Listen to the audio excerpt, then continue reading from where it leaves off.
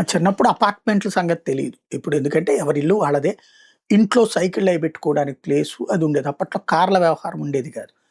అదే పెద్దిళ్ళైతే గనక ఈ ఎడ్ల బళ్ళయి లోపల పెట్టుకోవడానికి ఉండేది ప్లేసు. తర్వాత కాలంలో ఇండివిడ్యువల్ హౌసెస్ అంటే ఉమ్మడి కుటుంబాలు పోయి చిన్న కుటుంబాలొచ్చిన తర్వాతన ఈ ఇంట్లు అంటే లోపల సైకిలో, బండో పెట్టుకోవడానికి ఉండేది. తర్వాత ధనవంతులు ఆ ఇంటి పోర్టికోలో కారు పెట్టుకునేందుకు అనుగుణంగా ఇల్లు కట్టుకునేవాళ్ళు. తర్వాత కాలంలో అపార్ట్మెంట్‌లొచ్చినాయి. అపార్ట్మెంట్‌లొచ్చిన తర్వాత మొదటి రోజుల్లో కిందంతా గూడా ఖాళీ. బయట రోడ్ల మీద వెహికల్స్ పెట్టుకునేవాళ్ళు.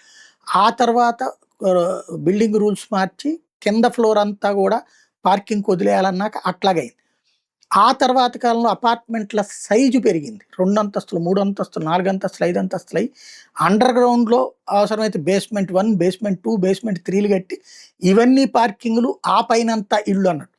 ఇప్పుడు గ్రౌండ్‌లో గూడా అప ఈ ఫ్లాట్లు గూడా కడుతున్నటువంటి పరిస్థితి అండర్ గ్రౌండ్‌లో.